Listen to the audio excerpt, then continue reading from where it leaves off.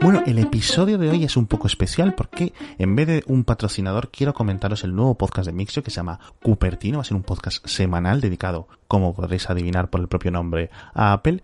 Va a ser un resumen de unos 10-15 minutos, muy similar a estos podcasts diarios, pero ya digo, exclusivo para Apple y de forma semanal, y lo voy a intentar hacer con un poco más de humor, con un poco más de visión crítica con la compañía, ¿no? Para intentar daros un podcast distinto, ¿no? De los 50 millones de podcasts de Apple que hay ahora mismo en el mercado. Creo que he conseguido hacer algo diferente a lo que ya hay y creo sobre todo que os va a gustar, así que vais a vuestra plataforma de podcast en la que estéis escuchando esto ahora mismo y buscáis Cupertino, tal cual como suena, y os suscribís y si os gusta dejáis un comentario y a ver qué os parece. Y ahora ya vamos con el tema de hoy, o los temas de hoy.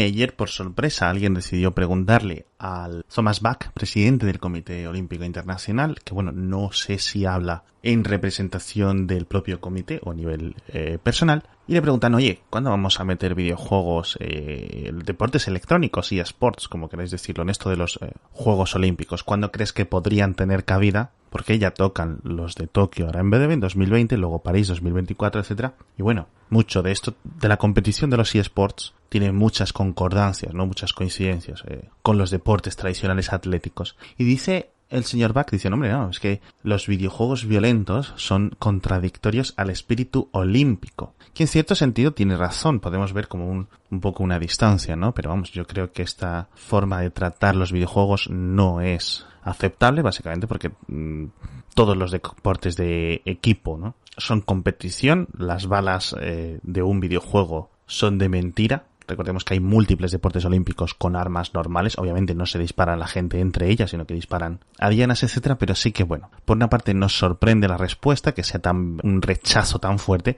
y por otra parte no debería de sorprendernos teniendo en cuenta que esto es una petición relativamente nueva. No se está diciendo, bueno, pues tal videojuego tiene que ser deporte olímpico, ¿no? Es en plan una categoría, ¿no? Pero decía que no debía sorprendernos porque los maestros del ajedrez o los apasionados del ajedrez o los apasionados del Go y otros juegos llevan décadas, muchas décadas, intentando que estos deportes, que sí que están considerados como deportes por el Comité Olímpico Internacional, sean reconocidos, a pesar de que se juegue un poco más pues con el cerebro, ¿no? Que con las piernas o con las manos o con lo que sea. Yo no sé si esto alguna vez entrará o si, bueno, los videojuegos irán por su propia cuenta.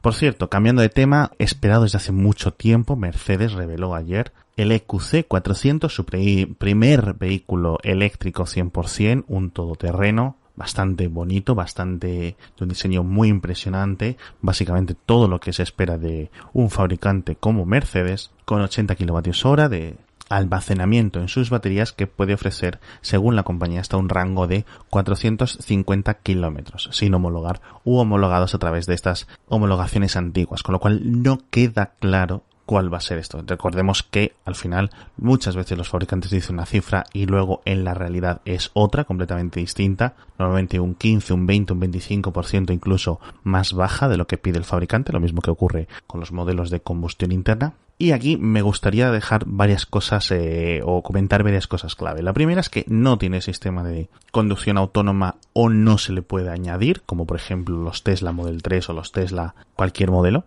que puedes poner el juego de sensores extra, ¿no? El hardware 2.0, como un aparato, como un apartado de configuración externa. Tienen unos sistemas de asistencia a la conducción relativamente básicos, similares a los que tienen los Mercedes desde hace varios años, es decir, te mantiene el carril, te aparca solo, etcétera, pero tampoco esperemos maravillas, ¿no? De este tipo de vehículos. Así que bueno, a nivel eléctrico parece que está muy muy bien, a nivel autónomo ya sabéis que las cosas van por otra cuenta. Y el segundo detalle es que no sabemos el precio, no ha querido revelarlo Mercedes. Vamos a ver en qué queda la cosa, y la fecha en principio es principios de 2019, que ya queda muy poquito. Lo van a empezar a fabricar en Alemania, en una de las fábricas que tiene Mercedes en Bremen, y también van a hacer un modelo producido directamente en China para el mercado de aquel país. Y la verdad es que pinta muy bien, pero pinta muy bien porque además ahora, en cuestión de semanas, viene la BMW con el iX3, que va a ser un modelo muy similar,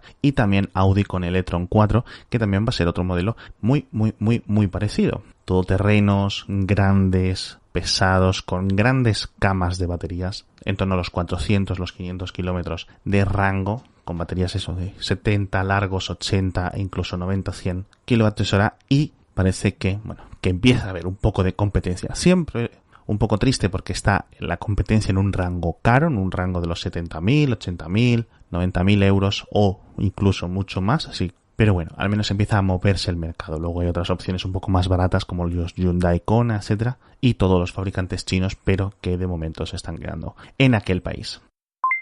Y cambiando completamente de tema, me gustaría hablar de navegadores. Vamos a hablar tanto de Firefox como de Chrome por diferentes motivos. El primero es que Mozilla ha decidido que en Firefox van a empezar a bloquear los rastreadores, los trackers por defecto. Cada vez que visitemos un dominio, no van a dejar que se implementen cookies, no van a dejar que se cuelen en el almacenamiento interno de ese dominio o de, digamos, nuestro navegador. Y lo hacen tanto por motivos de privacidad como por motivos de rendimiento. Dicen que el 50% del tiempo de renderizado o de carga de una página web que visitamos de media se debe a estos trackers externos. Y sinceramente a mí eso es una decisión que me recuerda a cuando Firefox salió por primera vez con la versión 1.0. Bueno, salió con unas betas y venía con un bloqueador de pop-ups allá por 2003, 2004 creo recordar. Y no sé si recordáis, pero eso era una revolución. O sea, los pop-ups eran el cáncer de la página, de la web en general en esas épocas, y un bloqueador de pop-ups incorporado en el navegador cuando lo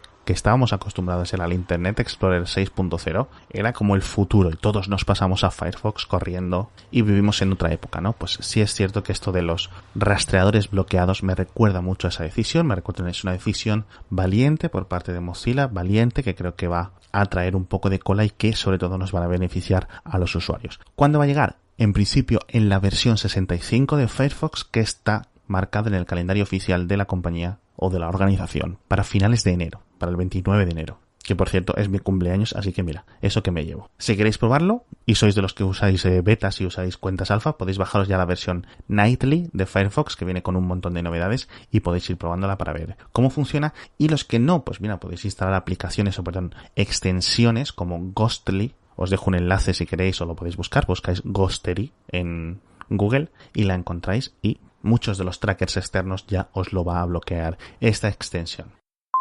Y cambiando a Chrome, cumple 10 años, madre mía, cómo pasa el tiempo, madre mía, no sé si recordáis cuando se lanzó este navegador de Google que era muy sencillo, que ocupaba como 3 megas la descarga, que ahora es como ridículo una aplicación tan potente que ocupe como 3 megas, cuando por ejemplo Firefox en Android o Firefox en iOS ocupa casi tanto como ocupaba Windows XP. Y bueno, alcanza ya la versión 69 con un nuevo diseño que a mí me recuerda mucho a su interfaz original, azulita, con los bordes redondeados, muy limpita, etcétera. Un generador y un gestor de contraseñas incorporado. Esto es muy útil, sobre todo para no registrarnos siempre con la misma contraseña en diferentes páginas web. Nos dirá, oye, mira, te he generado una contraseña así muy rara con muchas letras y muchos símbolos y muchos números, y te la guarda automáticamente, te la gestiona, te la asocia a tu cuenta de Gmail, a tu cuenta de Google, mejor dicho, y ahí te queda almacenado. Y la puedes usar cuando, si sigues usando Chrome en otros ordenadores, te la va recordando, con lo cual, siempre un poco más de privacidad sin tener que depender de aplicaciones externas como LastPass, como 1Password, etc. Muy útil esto. Pero bueno, y si Chrome cumple 10 años, Google, la propia Google, cumplía ayer 20 años, el 4 de septiembre de 1998 se incorporaba como una empresa oficialmente en California, en Mountain View, y fijaos, 20 años, madre mía. Y ya es la tercera compañía más grande del mundo, una de las compañías más importantes a nivel mundial. Y bueno, no queda más que quitarse el sombrero e intentar imaginar qué es lo que va a ser de nosotros o qué es lo que va a ser capaz Google de hacer por nosotros o de darnos dentro de otros 20 años. Bueno, ya nos despedimos por hoy. Muchísimas gracias a todos por escucharnos como siempre y hasta la próxima.